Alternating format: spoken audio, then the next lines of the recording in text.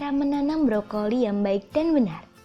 Harga cukup mahal dan banyak dibutuhkan, itulah brokoli. Jenis sayuran yang satu ini memiliki nilai ekonomi yang tinggi karena selain memiliki rasa yang enak juga bernutrisi tinggi. Bahkan, brokoli juga dipercaya dapat mencegah serta mengobati beberapa macam penyakit. Di antaranya adalah meningkatkan daya tahan tubuh, meningkatkan kesehatan tulang, mencegah penyakit jantung, membantu penglihatan agar lebih tajam, membantu mencegah kanker, mengontrol tekanan darah, memperbaiki kerusakan kulit, membantu melawan depresi, mencegah penyakit kardiovaskuler, dan menyukseskan diet penurunan berat badan. Dengan sejuta manfaat yang terkandung di dalamnya, ditambah dengan rasanya yang enak itulah, membuat brokoli tidak pernah kehilangan pangsa pasar. Bahkan kebutuhan akan sayur yang satu ini dari tahun ke tahun semakin meningkat, sehingga cukup pantas jika bisnis budidaya brokoli menjadi salah satu alternatif yang pantas untuk dilirik. Apalagi untuk membudidayakannya pun terbilang cukup mudah. Berikut beberapa kiat dan teknik cara menanam brokoli yang baik. Persiapan lahan. Lahannya akan ditanami terlebih dahulu dibersihkan dari sisa-sisa akar tanaman sebelumnya. Tanah yang sudah bersih tersebut selanjutnya dikemburkan dengan cara dibajak atau dicangkul. Setelah itu dibuat guludan-guludan atau tumpukan tanah yang memanjang. Setelah itu dibuat bedengan selebar hingga 1 cm di atas lahan sebagai media penanaman brokoli.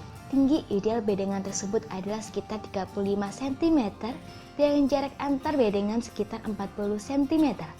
Disarankan pH tanah di atas 5,5 dan jika lebih rendah sebaiknya dilakukan pengapuran tanah.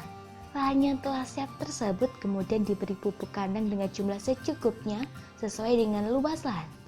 Hal ini mengandung maksud agar tanah menjadi lebih subur sehingga tanaman brokoli dapat memberi hasil yang maksimal. Pembenihan dan persemaian. Pembenihan. Benih terlebih dahulu harus disterilisasi dengan cara direndam ke dalam air panas bersuhu 550 derajat Celcius 55 derajat Celcius selama 15 hingga 30 menit atau dengan merendam benih ke dalam larutan fungisida dengan dosis sesuai anjuran. Benih yang sudah disterilisasi selanjutnya diseleksi dengan cara merendam biji benih ke dalam air. Biji benih yang baik akan tenggelam, sementara yang jelek akan mengapung atau melayang di dalam air. Benih yang baik tersebut kemudian direndam selama kurang lebih 12 jam atau sampai benih terlihat pecah, dengan tujuan agar benih dapat berkecambah. Persemaian. Tempat persemaian benih dilakukan di bedengan. Sebelum dibuat bedengan, tanah terlebih dahulu dicangkul dengan kedalaman 30 cm. Setelah itu dibuat bedengan dengan lebar 110 hingga 120 cm dan panjang sesuai dengan kebutuhan. Penyemaian dilakukan dengan dua cara. Pertama, disebar di atas bedengan, dan kedua dengan memakai plastik polybag. Media semai yang digunakan adalah campuran tanah halus dan ayakan pupuk kandang matang dengan perbandingan 1:2 atau 1:1. Setelah media semai siap, masukkan benih satu persatu ke dalam plastik polybag yang telah diisi media tanam sedalam 0,2 hingga 1 cm dan tutup tipis dengan tanah atau pupuk kandang matang. Siramlah benih tersebut pada pagi dan sore hari, serta tutuplah dengan daun pisang untuk menjaga kelembapan agar kecambah cepat tumbuh. Begitu tumbuh kecambah, daun pisang dapat dibuang. Penanaman. Penanaman bibit brokoli dilakukan dengan memindahkan bibit-bibit yang siap tanam ke atas bedengan yang telah dipersiapkan. Penanaman diatur dengan jarak tanam sekitar 50 x 50 cm di atas bedengan. Cara menanam bibit-bibit tersebut dengan memasukkan bagian akar ke dalam tanah secara hati-hati agar akar maupun daun tidak sampai rusak. Pemeliharaan. Tahap pemeliharaan terdiri atas beberapa bagian, diantaranya adalah penyulaman. Penyulaman bertujuan untuk mengganti tanaman yang rusak atau mati. Penyulaman hanya dapat dilakukan sebelum tanaman berumur 2 minggu. Perempelan. Lakukan perempelan cabang seawal mungkin agar ukuran dan kualitas massa bunga yang terbentuk dapat lebih optimal. Setelah terbentuk massa bunga, ikatlah daun-daun tua sedemikian rupa sehingga massa bunga dapat ternaungi matahari. Penutupan berfungsi untuk mempertahankan warna bunga agar tetap putih. Pengendalian hama dan penyakit. Untuk mengendalikan hama dan penyakit dapat dilakukan dengan pemakaian benih yang bebas penyakit, yakni dengan merendam benih ke dalam air panas atau direndam ke dalam fungisida atau bakterisida selama 15 menit. Pengendalian hama juga bisa dilakukan lewat rotasi tanaman, sanitasi kebun, menanam kultivar atau varietas yang tahan penyakit, melakukan sterilisasi media semai, menghindari tanaman dari kerusakan mekanis atau gigitan serangga, mencabut tanaman yang terserang penyakit, serta pengapuran pada tanah basah.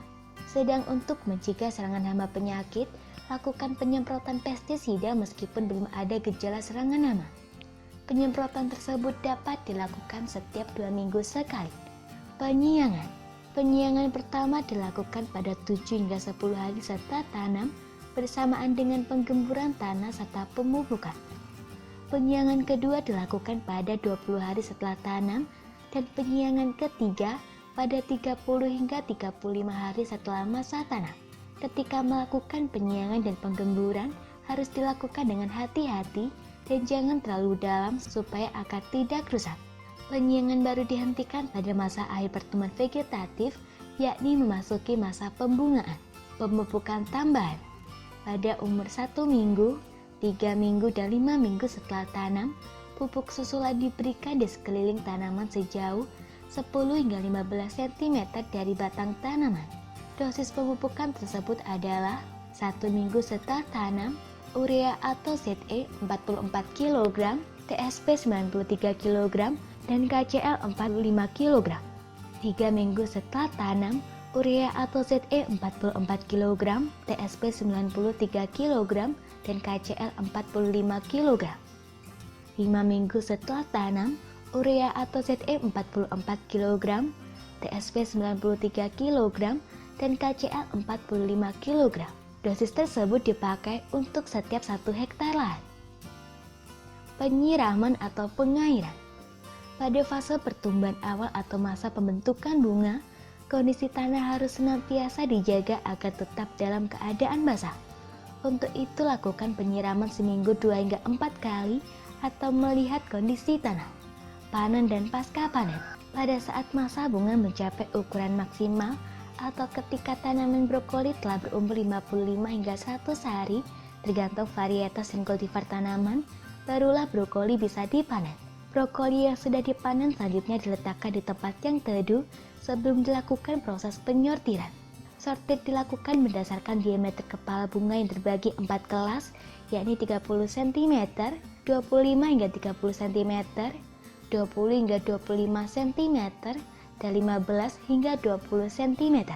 Untuk penyimpanan, sebaiknya diletakkan di ruang gelap pada temperatur 20 derajat Celcius dengan kelembapan 75 hingga 85% atau di dalam kamar dingin dengan temperatur 4,4 derajat Celcius dengan kelembapan 85 hingga 95%. Semoga informasi tersebut dapat bermanfaat. Jangan lupa untuk klik subscribe untuk mengetahui video terbaru dari kami.